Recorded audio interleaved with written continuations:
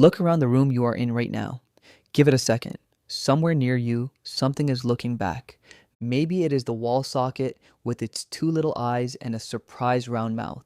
Maybe it is the front of a car outside, grinning with its headlights. It is a man in the moon.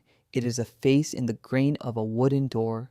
It is the pile of clothes on a chair that, for one cold second in the dark, was a person standing in the corner. You know none of them are real. You know a plug socket does not have a face, and you see it anyway. You cannot not see it. Your brain hands you the face whether you ask for it or not.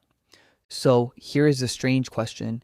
Why is your brain so desperate to find faces that it invents them in things that obviously do not have one? Stay with me because your brain is not making a mistake here.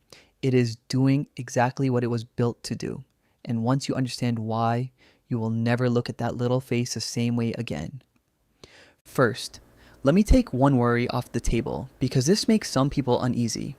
Seeing faces in things is not a glitch. It is not a sign that something is wrong with you, and it is not you seeing things in the way that phrase usually means. It is one of the most normal, most universal things a human brain does. Everyone does it all day long. The person who designed your car did it on purpose because they know your brain cannot resist a face. And here's the key part. You always know, underneath, that the socket is just a socket. That quiet awareness, this is not really a face, is exactly what keeps the whole thing harmless. So this is not a malfunction to explain away. It is a system working perfectly. The only question is what that system is for. To answer that, scientists did something clever. They put people in brain scanners and showed them three kinds of images: real human faces, ordinary objects, and objects that just happen to look like faces. A cracked wall, a bell pepper, a power outlet. Here is what they found. When one of those face-like object appears, your brain does not slowly decide it looks a bit like a face. It reacts almost instantly, in a fraction of a second, faster than you can consciously think, and it lights up the very same face, detecting machinery that fires for a real human face. For that first sliver of a moment, your brain is not comparing the socket to a face. As far as it is concerned, it has found one. Only a beat later does the rest of your mind catch up and go, oh, it is just a socket. But by then, the detector has already shouted. So why would your brain come with a face detector on such a hair trigger?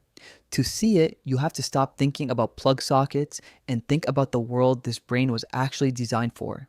For almost the entire human story, a face in the shadows was one of the most important things you could notice.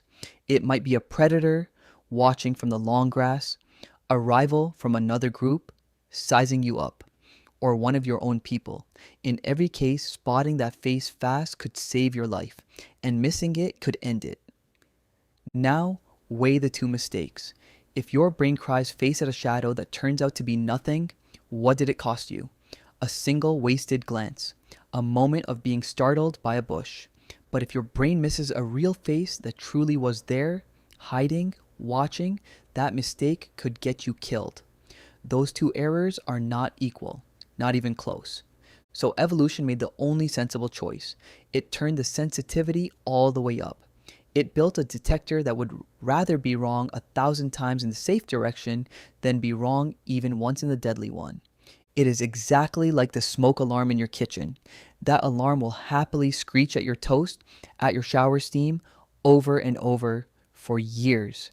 It is annoying, and it is annoying on purpose because the one time there is a real fire, you need it to go off without hesitation. Your face detector is that alarm. Every face you have ever seen in a cloud or a car or a piece of toast is a tiny false alarm, and your brain is fine with that because the false alarms are free and missing the real thing was never worth the risk. And here is where it goes from clever to genuinely strange, because your brain does not just detect these fake faces, it reads them. When researchers show people faces in objects, people do not simply agree that a face is there, they agree on its mood. That drain pipe looks smug.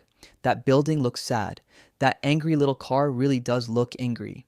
Your full emotional face reading system, The one you use on real human beings switches on for a mark on a wall, friend or threat, happy or hostile, on a bin.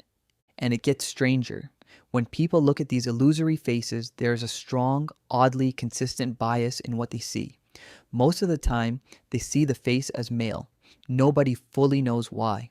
But your brain, handed a random pattern of dents and shadows, will often decide with confidence that it is looking at a man. You might think this is a habit you picked up over a lifetime of looking at faces. It is not. This is built in from the very beginning. Newborn babies, only a few days old, will turn to follow a simple face-like pattern. 2 dots and a line, more than the same shapes jumbled up. They have barely seen a real face and they are already hunting for them. It goes back even further.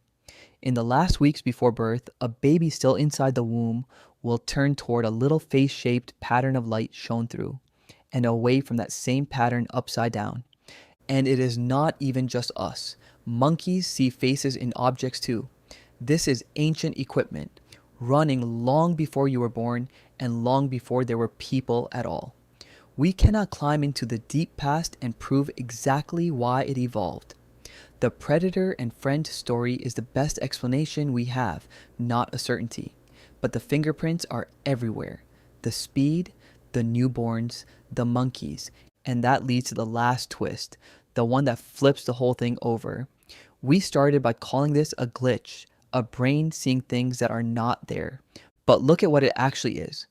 This same overeager system, the one fooled by a plug socket, is the exact machinery that lets you find a friend's face in a crowded station in half a second. That lets you catch the flicker of worry on someone you love before they say a word. That let your ancestors read a stranger across a fire in the dark and know in an instant whether to relax or run. Seeing a face in your toast is not a bug sitting next to that gift. It is the same machine. The price of a face detector good enough to keep you alive is that, now and then, it finds a face in your breakfast. So the next time a startled little face looks back at you from a wall socket, do not roll your eyes at your brain. That face is not a mistake. It is proof that you carry one of the oldest survival tools on Earth, still switched on, still scanning, still keeping watch. You see faces in everything because the humans who saw faces in everything are the ones who lived to become you. If the odd, overlooked side of being human is your kind of thing, there is a lot more of it here.